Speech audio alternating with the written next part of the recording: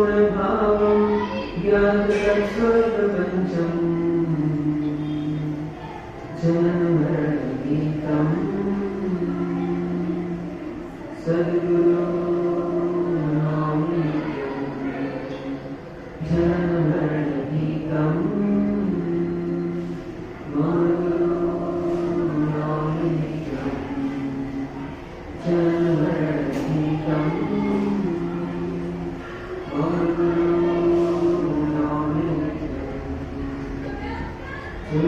परम सिद्ध भगवान की वर्तमान शासन नायक महावीर भगवान की परम पूज्य आचार्य भगवान कुंद कुंद स्वामी की परम पूज्य त्रिवल्लाचार्य महाराज की परम पूज्य आचार्य भगवान विशुद्ध सार्वजी महाराज की 3 करोड़ 9 करोड़ निराजों की अहिंसा में विश्व जैन धर्म की जिनवाणी माता की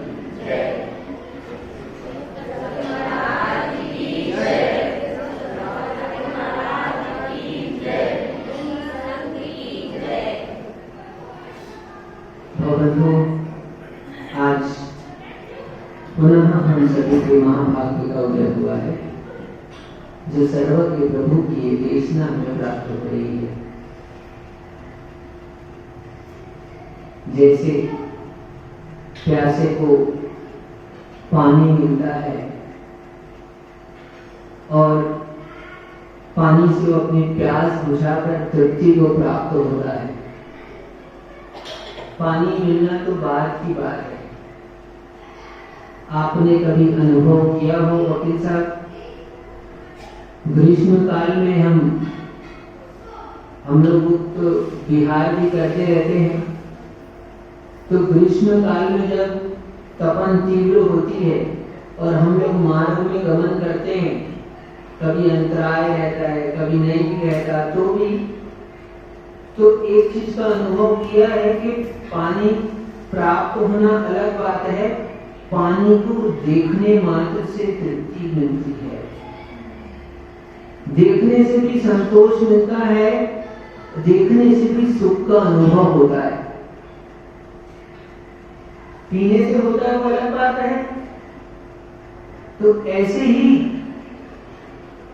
वो तीर्थंकर भगवान की दिव्य देशना, और हम दिव्य देशना का पान कर रहे हैं, श्रवण कर रहे हैं, उसको अपने आचरण में उतारने का प्रयत्न कर रहे हैं, ये तो अलग बात है। लेकिन जिसको पता चले कि कल सुबह प्रवचन मिलने वाले हैं, इस तरह से ऐसे भाव अंतरन से आते हैं कि चलो बहुत दिन हुआ डॉक्टर साहब, अब अपन चलकर प्रवचन सुनेंगे, महाराज की वाणी सुनने को मिलेगी। तो ऐसे पानी के दर्शन मात्र से ही थोड़ा शांति शीतलता तो मिलती ही मिलती है। वास्तव में जिसको चीज मिल जाती है उसको उस वस्तु के प्रति जो बहुमान आना चाहिए था, प्राप्ति के बाद में संभवतः बहुमान में कमी भी आती। ऐसा अक्सर देखा जाता है। क्या? जिस वस्तु का हमें बहुमान उस वक्त था, यानी जब प्यास लगी थी और पानी नहीं मिला था, तब पानी को देखने मात्र से हमको बहुमान आया था, एक प्रीति आई थी, अंतरन से अनुराग हमारा था, इसको हम भक्ति कह सकते हैं। ऐसे ही यदि देव शास्त्र गुरु के प्रति जो अनुराग उनकी अनुपस्थिति में कभी कभी उमड़ता है, ऐसा सतत बना रहे, तो निश्चित हमको मुक्ति के मार्ग में पहुंचने से कोई नहीं रोक सकता। लेकिन अधिक संयोग होने पर क्या होता है, थोड़ा प्रीति में अंतर आ जाता है, अनुराग में थोड़ी कमी आ जाती है।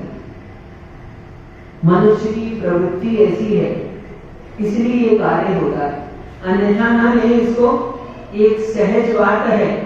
इसलिए हमारे जैन दर्शन में ब्रेक लेने को कहा। क्या डॉक्टर साहब, जैसे आप ब्रेक लेते हो ना, हाँ बहुत अच्छा है संजय भैया, हम भी ब्रेक लेते हैं और हर एक आवश्यक के बाद ब्रेक लेते हैं। अपन जो रेस्ट लेते हैं, जो ब्रेक लेते हैं, जो विश्राम करते हैं, वो विश्राम हमारे को अधिक ऊर्जा प्रदान करता है। विश्राम हमारी कार्य क्षमता को घटाता नहीं है, विश्राम हमारी कार्य क्षमता को बढ़ाता है। बशर्ते वो विश्राम ही हो, आलस्य ना। क्या यदि विश्राम ही है तो वो ऊर्जा की वृद्धि करने वाला होगा, और यदि विश्राम आलस्य में परिवर्तित हो गया है तो वो ऊर्जा का नाश करने वाला हो जाएगा। यदि आप वकील साहब जी दिन भर कोर्ट कचहरी में थक गए हो तो रात्रि में निद्रा लेना ठीक है। 6 घंटे आप सो गए वहां बहुत है, और नहीं तो नहीं 8 घंटे सो गए वहां तक भी आपका विश्राम, आप श्रम करने से शांत हो गया था आपका शरीर, तो आपने विश्राम किया। विश्राम करने से पुनः शक्ति का जागरण होता है, शक्ति का केंद्रीकरण होता है, और हम फिर उस उत्साह के साथ उस कार्य में जुड़ जाते हैं जो हमारा कार्य होता है। तो वहां तक तो विश्राम कहलाता है, ऊर्जा का संचार हुआ। अब उस विश्राम का आनंद लेने लगे हम। विश्राम क्यों लिया था? शरीर क्षीण हो गया था, शरीर थक गया था, उस थकान को मिटाने के लिए विश्राम लिया था। अब विश्राम में मस्त हो जाना, इसका नाम आलस्य है। तो अब यदि विश्राम आलस्य में परिवर्तित हो गया है तो वो विश्राम नहीं आलस्य का रूप ले लिया, तो अब वो आपकी ऊर्जा को नष्ट करेगा, अब आप कार्य को नहीं कर पाएंगे। तो हम लोग सब षड कार्यों में बीच बीच में विश्राम लेते हैं, और सबसे श्रेष्ठ विश्राम हमारा होता है सामायिक भी विश्राम है। आचार्यों ने जो भी षड आवश्यक बताए वो पूरे लॉजिकली व्यवस्थित तरीके से वैज्ञानिक दृष्टि से आप देखोगे तो उसमें आपको सार ही दिखेगा। हम जो कायोत्सर्ग करते हैं स्वाध्याय आदि के बीच में, षड आवश्यक के बीच में, वो भी एक विश्राम है। एक छोटा ब्रेक होता है, एक बड़ा ब्रेक होता है, और छोटा ब्रेक भी जरूरी होता है और बड़ा ब्रेक भी जरूरी होता है। हम तो ये मानते हैं जो सूतक लगता है ना, वो भी एक ब्रेक है, और वो भी आपको धर्म के प्रति विशेष रूप से जागृत करने का कार्य करता है।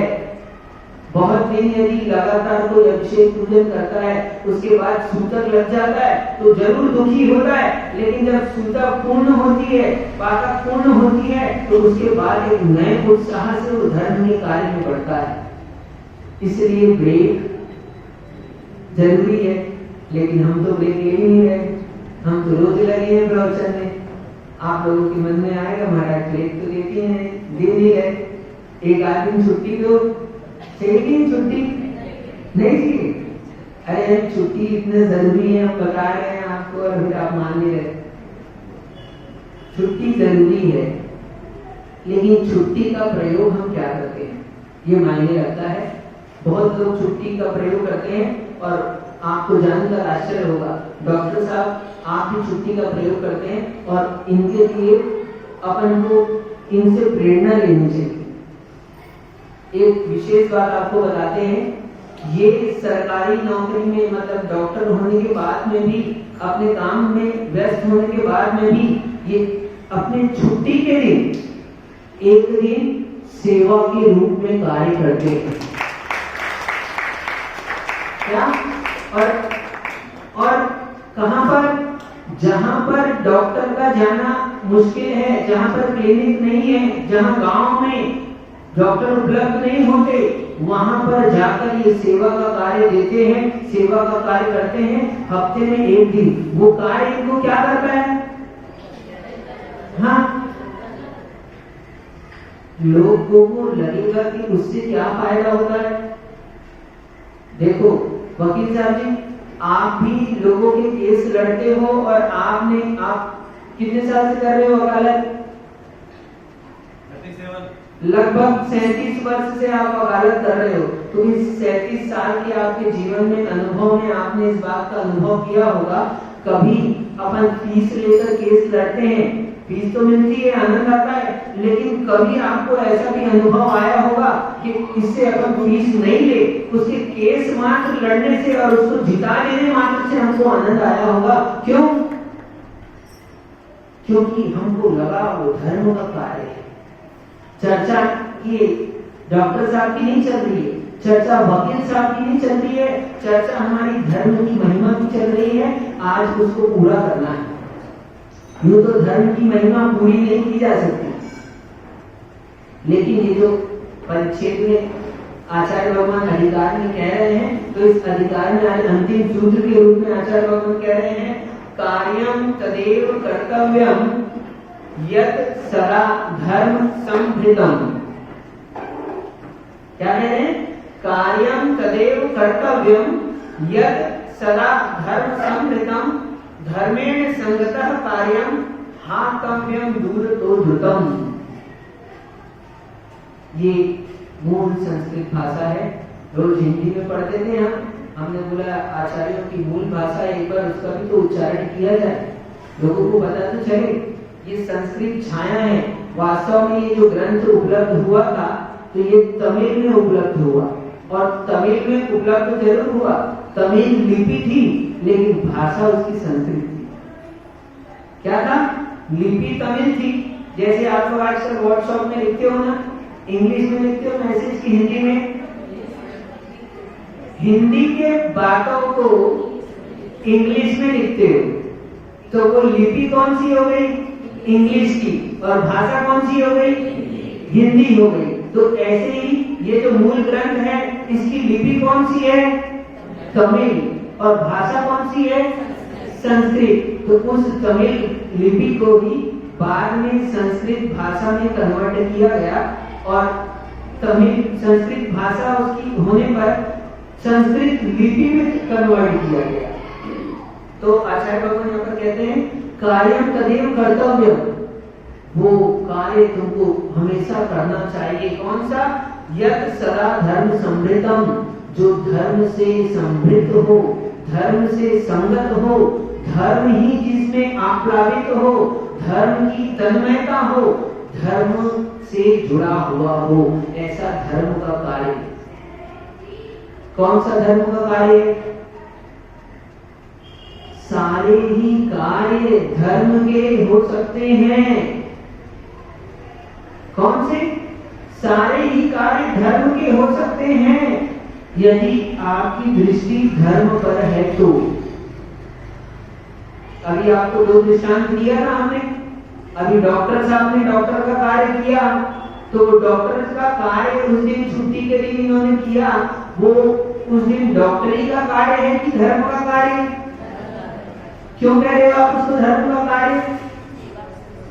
क्योंकि वहां पर लाभ की दृष्टि नहीं है, क्योंकि वहां कुछ अर्जन की दृष्टि नहीं है, क्योंकि वहां पर हमारी उपकार की दृष्टि है, क्योंकि वहां पर हमारी पर लोगों का भला हो, सेवा की दृष्टि है।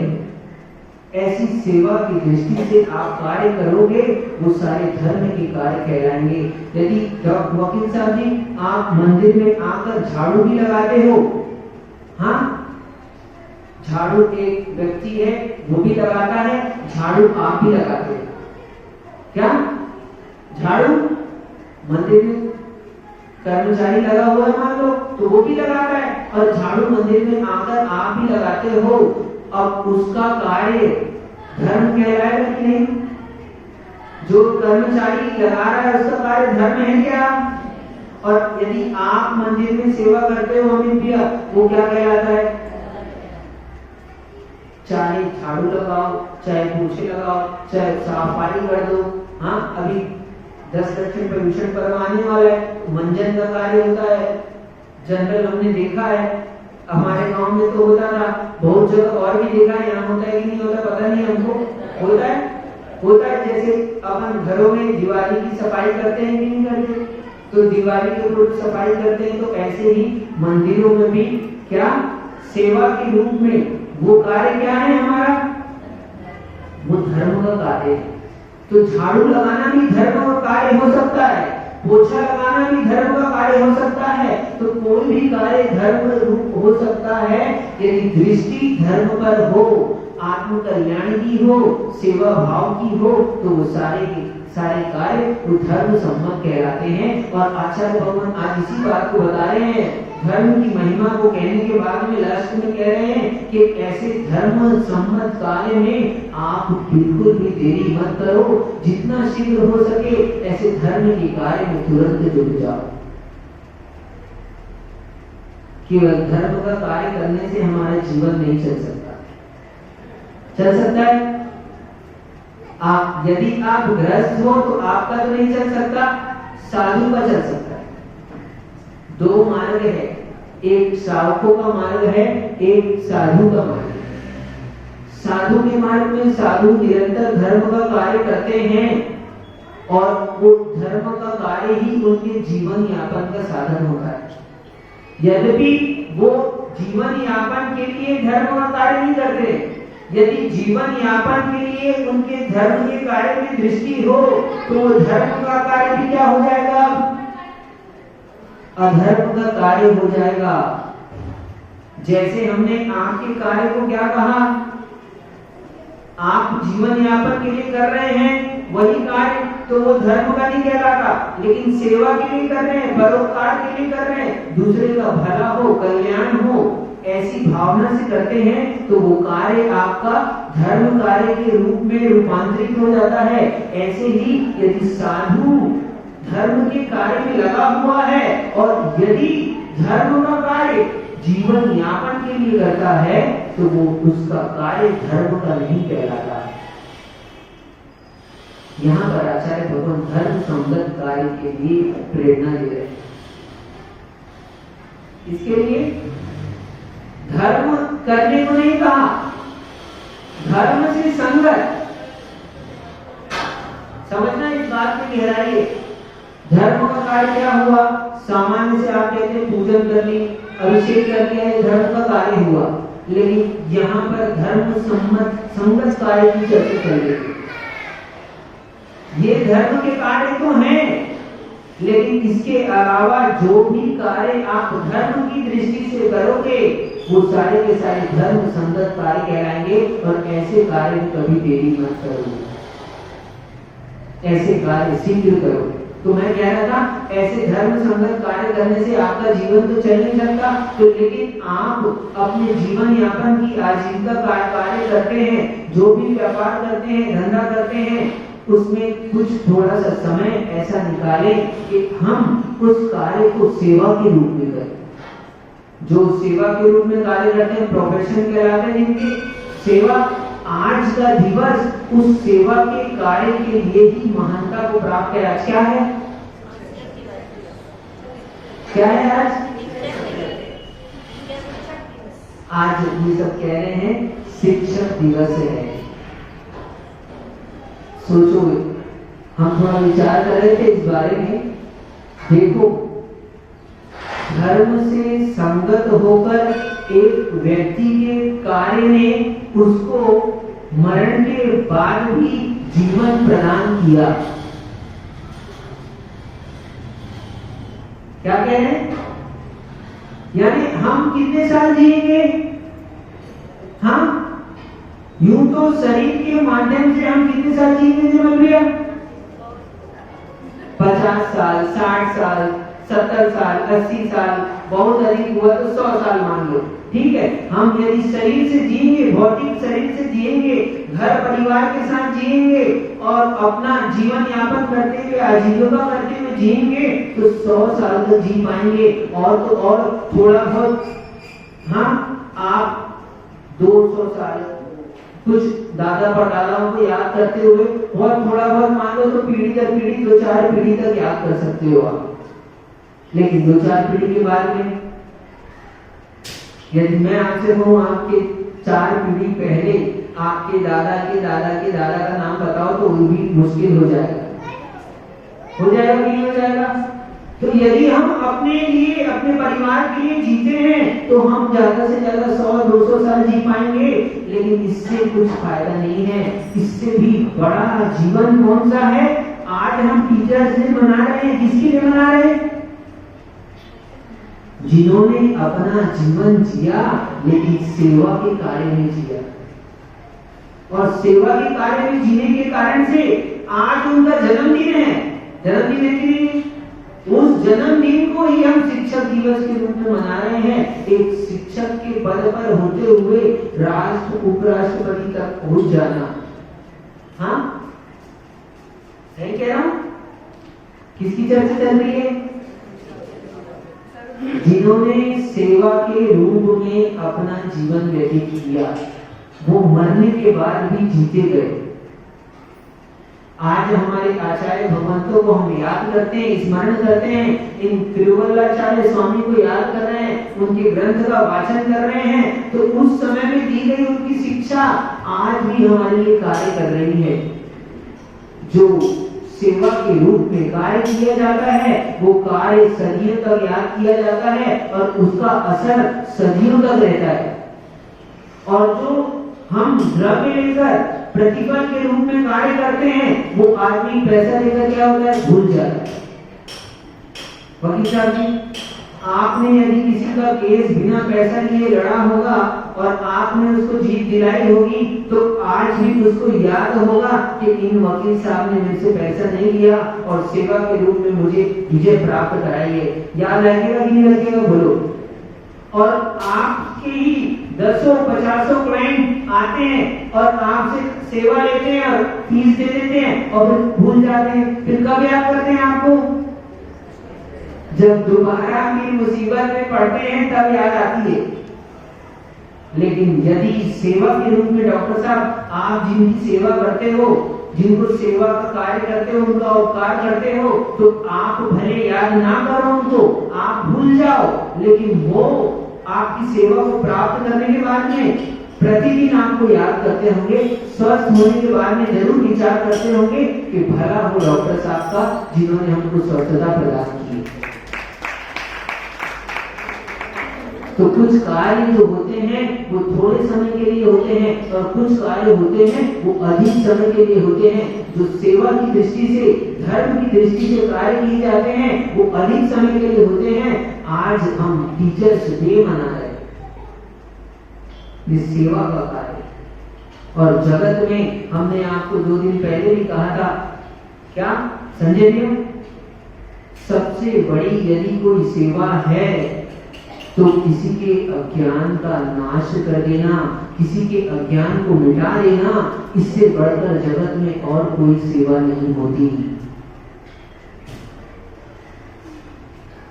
शरीर की सेवा करोगे थोड़े समय की रहेगी, इस पर्याय तक ही रहेगी, लेकिन अज्ञान दूर करोगे तो वो सेवा उसकी जन्म जन्म के लिए हो जाएगी। एक बार जीव को उसके अस्तित्व का बोध करा देते हैं, एक बार उस जीव को उसके जीव बने का ज्ञान करा देते हैं, आत्मा का अनुभव प्राप्त करा देते हैं, आत्मा के स्वरूप के बारे में बता देते हैं, तो वो अब एक बार आत्मा के अनुभव करने के बाद में, आत्मा को जान लेने के बाद में वो जन्म जन्म तक इस सेवा का फल प्राप्त करता है। क्या आत्मा को जान लेना ही सम्यक दर्शन है? और सम्यक दृष्टि हो जाने के बाद में आपने क्या किया? आपने उसका अनंत संसार था, उस अनंत संसार को आपने चुल्लू प्रमाण कर दिया, तो आपने उसके अस्तित्व का बोध कराया। आज जीव को सबसे अधिक यदि भय है तो मरण का, अभी मरण की भय की चर्चा कर रहे थे। हाँ डॉक्टर साहब, आप उसको जीवन प्रदान करते हो और उसको जीवन प्रदान करने के साथ एक बार हो सके तो इस बात का भी संकेत तो आप करते हो, क्योंकि आप धर्म से जुड़े हुए हो, तो आप इस बात का संकेत उसको दिया करो कि तुम्हारा मरण नहीं हो रहा, यदि मरोगे भी तो इस शरीर का मरण होगा, तुमको नया शरीर प्राप्त हो जाएगा, तुम तो अनादि से हो और अनंत काल तक रहने वाले हो। आत्मा का कभी मरण नहीं होता। क्या याद कराना है? केवल इतना सा बता दो कि दुनिया में सबसे न्यारा ये आत्मा हमारा।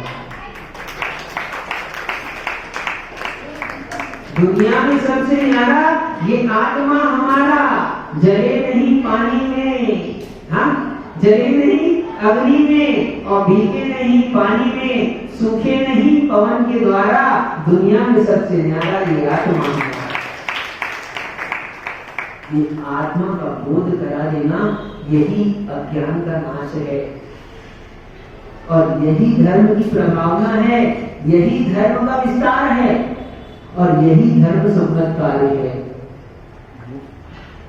लौकिक अज्ञान मिटाने वाले भी गुरु होते हैं, जगत में बहुत सारे गुरु होते हैं, है कि नहीं? स्कूल में शिक्षा प्रदान करते हैं वो भी गुरु होते हैं, लेकिन फिर भी उनको अब हमको गुरु कहने में संकोच होता है। क्यों? पूर्व काल में आपने देखा होगा गुरु कुल चला करते थे, गुरु परंपरा चला करती थी।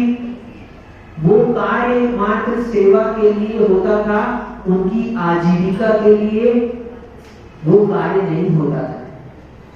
हमारे शास्त्रों में भी कहा गया है, आगम में भी आता है, क्या कहा है कि आप क्या शास्त्र का प्रयोग आजीविका के लिए ना करें।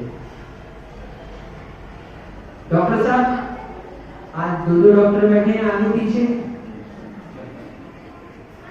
तो आपने सुना होगा और आप वैद्य का भी कार्य होता है, वो भी सेवा का कार्य है कि नहीं? सेवा का कार्य ये अलग बात है कि आजकल वो संभव नहीं है और ऐसा पॉसिबल नहीं है। और हम तो कहेंगे बीच में एक बार थोड़ा सा हटके कि डॉक्टर साहब बिना फीस लिए, वकील साहब जी बिना फीस लिए किसी का कार्य मत करना।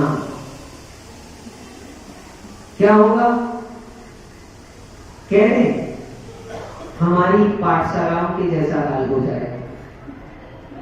हाँ, हमारी पाठशालाओं के जैसा हाल हो जाएगा। बिना फीस लिए आप सेवा दोगे तो आपकी कीमत समाप्त हो जाएगी। आपके द्वारा दिए जाने वाले ज्ञान की कीमत, सेवा की कीमत समाप्त हो जाएगी। लोगों को उसकी कीमत वैल्यू नहीं रहेगी। जितनी अच्छी फीस, हाँ बोलो एक बार, जितनी बड़ी फीस उतना बड़ा डॉक्टर, जितनी बड़ी फीस उतना बड़ा स्कूल, जितनी बड़ी ट्यूशन फीस उतने बड़े गुरु।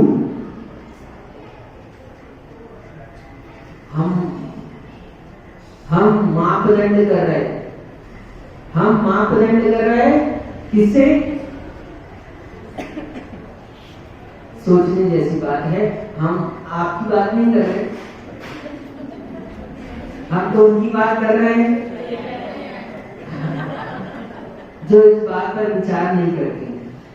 हाँ, हम लोग भी मापदंड कैसे करते हैं? यदि आप डॉक्टर साहब यहाँ आकर सेवा देने लगो तो ये जसपुर वाले इन्होंने आज आपका सम्मान किया ना, कि कल आपका सम्मान नहीं करेंगे। हाँ, यदि फ्री में यहाँ पर धर्मार्थ और औषधालय चलता है और वहां यदि कोई सेवा देने वाला है तो वहां पर कौन जाएगा? कितने लोग जाएंगे? शायद ही कोई बढ़ के पहुंचे। जैसे ही बीमार पड़ोगे तो कहां दृष्टि जाएगी? सबसे पहले तो हमको, हाँ, लिस्ट निकालोगे, देखोगे कौन सा डॉक्टर है, हाँ, उसके पास सबसे पहले जाएंगे। जिसका अपॉइंटमेंट सालों में मिलता हो, हाँ, महीने में एक बार विजिट हो, तो हम मापदंड कैसे करते हैं? तो हम कह रहे थे कि सेवा के कार्य में सेवा का भी क्या हो गया है? रूप बदल गया है। और रूप सेवा का नहीं बदला, लोगों की मानसिकता बदल गई। लोगों की मानसिकता बदल जाने के कारण से सारी चीजें जो मूल्यवान थी उनका हमारे लिए मूल्य नहीं रह गया है। अब हमारी दृष्टि में दूसरी चीजों का मूल्य हो गया है। तो ये जो धर्म की शिक्षा हम देते हैं ना पाठशालाओं में, यदि फीस लेकर पढ़ाएं ना तो अच्छा है। फ्री में पाठशाला इनके बच्चों को बुलाते हैं तो ये लोग तो भेजने को तैयार नहीं है। जहां पर हजारों रुपए फीस लगती है और 10-10 किलोमीटर दूर, हाँ 10 किलोमीटर दूर है, बस नहीं आएगी, टैक्सी नहीं आएगी, तो बच्चे को बैठाकर कैनेटिक में, हाँ गाड़ी में लेकर स्वयं छोड़ने के लिए जाएंगे और 10 किलोमीटर छोड़कर आएंगे। यह स्कूल जरूरी है, हाँ। और पास में लगने वाली पाठशाला बिना फीस की, यहाँ तो नहीं भी जाएगा तो काम चल जाता है। क्या नहीं आई बात समझ में? पाठशाला की पढ़ाई तो फ्री की है, कोई काम की नहीं है। स्कूल में पढ़ेगा तो पैसा कमाएगा ना। हमको वो शिक्षा भी पैसे के लिए दिखाई देती है और ऐसे ही अब वो पढ़ता भी है, प्राप्त करता भी है उस शिक्षा को, तो वो शिक्षा को अपने कल्याण के लिए नहीं ग्रहण करता, शिक्षा को अपने आजीविका के लिए ग्रहण करता है। और आजीविका के लिए यदि ग्रहण करता है तो अब वो ना धर्म का कार्य उसके लिए बचा और ना देने वाले के लिए धर्म का कार्य बचा। तो ये दोनों भी धर्म के कार्य नहीं बचे। दोनों तरफ से देखना, देने वाले के लिए धर्म का कार्य है, लेने वाले के लिए धर्म का कार्य कब होता है? जब आत्म कल्याण के लिए उपदेश मिले। रोज प्रवचन कर रहे हैं महाराज, फ्री में प्रवचन हो रहे हैं, तो महाराज के प्रवचन तो काम के नहीं है। और कोई अभी आ जाए मोटिवेशनल स्पीकर, एक दिन बड़े ऑडिटोरियम में उसका स्पीच होगा, मात्र 1 घंटे के लिए 50 मिनट के लिए उसका लेक्चर होगा और 50 मिनट के लिए आपको 1 महीना पहले बुकिंग करनी पड़ेगी। तो लाइन लगाओगे डॉक्टर साहब, क्या करोगे निर्मल भैया? उसके लिए लाइन लगाओगे, पहले से बुक करोगे, कहीं मिस ना हो जाए। और बाकी क्या कहें, बाकी तो आप लोगों को पता है, इसलिए ज्यादा नहीं कह रहे। ज्यादा कहेंगे तो आप लोग रो पड़ोगे, है ना? ठीक बात समझना। मूल बात हम कह रहे हैं कि आज यदि हम टीचर से मना रहे हैं तो उन्होंने सेवा के रूप में अपना कार्य किया, तो उनका कार्य ही जीवित हो गया। यानी कार्य ने ही, उनके कार्य ने ही उनको जीवन प्रदान कर दिया कि मरने के बाद में भी आज उनका जन्मदिन मनाया जा रहा है। ऐसे ही हमारे आचार्य भगवंतों ने जगत के उपकार के लिए देशना प्रदान की, ये जिनवाणी दी हमको। तो आज भी हम उन आचार्य भगवंतों का 2000 वर्ष पहले आचार्य भगवंत स्वामी हुए, 1000 वर्ष पहले अमृतचंद स्वामी हुए, आज भी हम उनके ग्रंथों का वाचन करके उनका स्मरण करते हैं। और आज भी वो हमारे बीच में ना होकर भी बीच में जीवित है।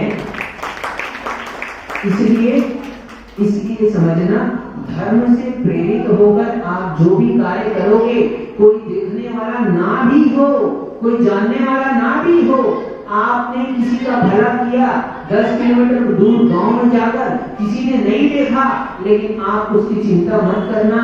आपके द्वारा धर्म दृष्टि से जो भी कार्य किया जाएगा डॉक्टर साहब, वो सब का सब आपको जीवन प्रदान करेगा और आपको मरण के बाद में भी जीवित रखेगा समाज में।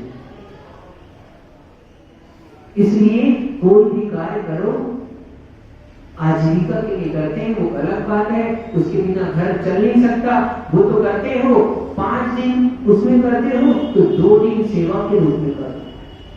चाहे कोई पढ़ाने वाला हो, चाहे कोई डॉक्टर हो, या कोई अन्य तरह की सेवा प्रदान करता हो, हाँ, या आप लोग भी यहाँ पर आते हो तो मंदिर में, अन्य जगह सेवा की दृष्टि से आप जो भी कार्य करोगे, वो सारे के सारे कार्य आपके धर्म सम्मत कहलाएंगे। और ऐसे धर्म सम्मत कार्य के लिए हमको तुरंत आगे होना चाहिए, आचार्य भगवान ये कह रहे हैं। और कह रहे हैं क्या? हंतव्यम दूरतो द्रुतम धर्मण संगत कार्यम। जो धर्म से विरुद्ध कार्य है, पाप के कार्य हैं, संसार में भ्रमण कराने वाले हैं, व्यसन के कार्य हैं, ऐसे इन कार्यों को दूर से ही छोड़ देना चाहिए। और कैसे? शीघ्र ही, द्रुतम, शीघ्र ही और दूर, तो दूर से छोड़ दो और शीघ्र छोड़ दो। जो धर्म से विरुद्ध कार्य हैं उनको दूर छोड़ दो। एक बार एक व्यक्ति बहुत धार्मिक आदमी था, तो उसने अपने जीवन में बहुत सेवा के कार्य किए, लेकिन कई बार होता है अब अपन भले कितना भी कार्य करो, लेकिन अपन अपने बच्चे को नहीं सिखा सकते, अपन अपने बच्चे को नहीं समझा सकते। आजकल विद्वान होते हैं, पंडित होते हैं, तो पंडित चाहते हैं कि हमारा बेटा क्या बने, जो बने सो बने, लेकिन चाहते क्या है? पंडित ना बने। सही कह रहा हूं? कई विद्वान आते हैं हमारे पास में, हमने पूछा आपके बेटे कहाँ है? बोले महाराज हमने उसको दिल्ली भेज दिया पढ़ने के लिए। तो हमने कहा आप उसको पंडित नहीं बनाना चाहते? बोले बिल्कुल नहीं चाहते। क्यों नहीं चाहते? आप समझ रहे हैं, ज्यादा नहीं कह रहे। तो हम क्या कह रहे थे कि दूर से छोड़ देना चाहिए, शीघ्र कर लेना चाहिए। तो आप यदि अपने बेटे को भी कहोगे तो वो नहीं मानेगा। तो इसलिए एक व्यक्ति था जिसने जीवन भर सेवा का कार्य किया, धर्म के कार्य किए, तो उसने अपने बेटे को समझाने की कोशिश की, लेकिन बेटे ने कभी उनकी बात नहीं सुनी। अब वो मरने के करीब आ गया, तो मरते समय तो कम से कम होता है, जीवन भर नहीं माना तो पिताजी की आखिरी बात, हाँ, मन की बात रहता है लोगों के, कितना भी लायक हो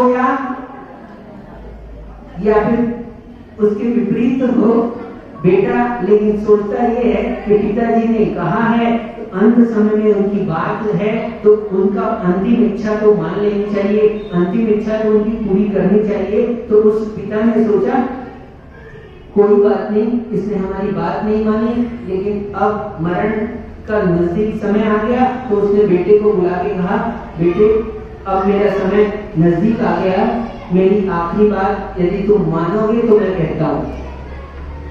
तो अभी तक जो बेटा नहीं तैयार हो रहा था, वो अब आज तैयार हो गया। बोले ठीक है, हम आपकी सभी बात मानने को तैयार हैं, कहो पिताजी क्या कहने वाले। तो पिताजी ने कहा जाते जाते बेटे से कि बेटा ठीक है, यदि तुम जीवन में उन्नति करना चाहते हो तो एक इतना सा काम करना। क्या? पिताजी की आखिरी बात है, सुन लो, बड़े ध्यान से सुन लो। उन्होंने कहा कि जब कभी भी तुम्हारे से किसी का झगड़ा हो, जब कभी भी विवाद हो, जब कभी भी कोई पाप के कार्य की ओर तुमको अग्रसर करे, तो बस तुम मेरी एक आखिरी इतनी सी बात मानो, उसके लिए तुम 24 घंटे का समय दे देना। किसी को तुरंत जवाब मत देना। यदि कोई झगड़ा करने आता है तो उसको उसी समय में बस इतना बोल देना, हम 24 घंटे के बाद में आपसे बात करेंगे। कितना? हम 24 घंटे के बाद में तुम्हारी बात का जवाब देंगे। कल झगड़ा होगा तो हम 24 घंटे के बाद में देंगे। हाँ, लड़ाई हो, युद्ध हो, मारपीट हो, कोई भी पाप का कार्य हो, व्यसन का कार्य हो, कोई आपको उसके लिए प्रेरित करे, तो बस इतना सा काम करना कि 24 घंटे के बाद में करेंगे। तो पिताजी बड़े समझदार थे, ज्ञानी थे, तो मरते समय में अंतिम शिक्षा उसको देकर गए, लेकिन वो उतनी सी शिक्षा उसके लिए क्या हो गई? उसके लिए वरदान साबित हो गई। अब जब कभी भी युद्ध हो तो वो क्या करे? कोई उससे गाली दे तो जैसे ही वो गाली देने का मन तो हो, क्रोध आए और उसको तुरंत पिताजी की बात याद आ जाती कि 24 घंटे के बाद में करना है। कब दे रहे हैं जवाब? 24 घंटे के बाद में, है ना? तो उसने 24 घंटे के बाद में जवाब देना चालू किया। तो जब ऐसे पहले तो क्या होता था, शुरू में जैसे ही कोई बोलता था तो वो पलट कर बोल देता था, तो बोलते बोलते उसको याद आ जाता था अरे पिताजी ने कहा था, तो चुप हो जाता, अचानक से चुप हो जाता। तो अब 2-3 बार करते करते उसको अब जैसे ही कोई गाली देता तो पहले ही याद आ जाता कि पिताजी ने क्या कहा था। 24 घंटे के बाद में। तो अब आपको कोई गाली दे, कोई गुस्सा करे, सासू मारने लगे, बहू चिल्लाने लगे, हाँ, अपने अधीनस्थ कर्मचारी है वो ऊंची आवाज में बोले, कोई युद्ध करने आ जाए, कोई कलवा कलवा कहने लगे, तो क्या करना? 24 घंटे के बाद में डॉक्टर साहब जवाब दे रहे हैं। तो इसलिए आचार्य भगवान कह रहे हैं जो धर्म से रहित विरुद्ध विपरीत कार्य है उसके लिए तो क्या करो, उसके लिए शीघ्रता मत करो, लेकिन धर्म का कार्य हो तो धर्म के कार्य के लिए तुरंत कर देना चाहिए। वकील साहब जी, आप यदि आज सोचते कि मानस कांड में नया बनाऊं तो आज आप नहीं देते जवाब। मैं गारंटी के साथ कह रहा हूं, यहाँ बैठा हूं, सत्य कह रहा हूं। यदि आप उस समय में आपका मन हुआ ना और उस समय धर्म का कार्य आपको समझ में आया और धर्म के कार्य में आपने शीघ्रता की तो आप कार्य कर पाए और यदि धर्म का कार्य हो तो शीघ्रता करो। और देखना, आपने अनुभव किया होगा, हम भोपाल में थे और भोपाल में होली चल रही थी और नंदीश्वर द्वीप के वहां पर पंच कल्याणक चल रहे थे और पंच कल्याणक में कुबेर की होली चल रही थी और हम उस समय में 2010 की बात बता रहा हूँ, सबसे छोटे साधु थे संघ में। तो हम बैठे थे, आचार्य भगवान सिंहासन में बैठे थे और यहाँ से होली चल रही थी और पंडित जी हमारे पास में खड़े थे और होली लगा रहे थे। 4 लाख रुपए में होली छूटने वाली थी, 1 2 3 होने वाली थी और उतने में भाग्य की बात देखो, आदमी सोचते रहता है और उधर से उसने इशारा किया, आवाज लगाई और इधर से तीर हुआ और जबकि गोली लगाते कितनी देर हो गई थी, 15 मिनट हो गए थे, वो गोली आगे नहीं बढ़ रही थी। तो आदमी जैसे ही उन्होंने 3 किया वैसे ही उसने 5 किए। 4 लाख रुपए की गोली चल रही थी, 4 लाख की गोली का उन्होंने 3 किया और वैसे ही उन्होंने 5 किए और अब दोनों आ गए सामने और अब मैंने उस आदमी की आंखों में आंसू देखे। किसके?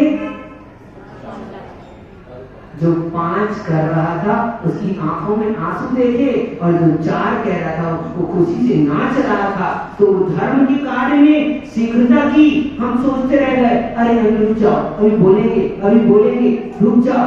तो धर्म के कार्य में नहीं सोचना है, धर्म का कार्य तो शीघ्र करना चाहिए और जो पाप का कार्य है उसको सोचना है, उसके लिए समय दो।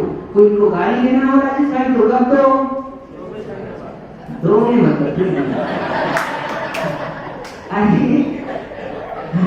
ऐसा विचार करके दो, मतलब विचार करेंगे 24 घंटा, फिर क्या होगा? 24 घंटे के बाद में आप गाली नहीं दे पाओगे। आपको समझ में आएगा ये बात कि जो बात वो कह रहा है उसमें कोई दम ही नहीं है, उसको वापस जवाब देने से कोई मतलब ही नहीं है, उस बात की कोई कीमत ही नहीं है, उसकी कोई वैल्यू नहीं है। तो इसलिए बुरे कार्यों के लिए, व्यसन के कार्यों के लिए, पाप के कार्यों के लिए तो दूर रहो और समय दो और धर्म के कार्यों के लिए क्या शीघ्र करो और शीघ्र करो और ज्यादा से ज्यादा करो। ठीक, तो ऐसे धर्म की महिमा है, धर्म से कभी भी नुकसान नहीं होगा। धर्म की दृष्टि से किया गया कार्य आपको कभी भी सुख ही प्रदान करता है। जो सुख पैसे लेने से नहीं मिल सकता वो सुख सेवा करने से प्राप्त होता है। इसका अनुभव करके देखो। वास्तव में कहने की बात नहीं है, अनुभव की बात है। आप अनुभव करोगे तो आपको बात समझ में आएगी। कहने से तो हम कह दें और आप मान लो तो ये तो कहा हुआ है, ये कोई माना हुआ नहीं है, इसलिए कहे हुए पर मत जाओ।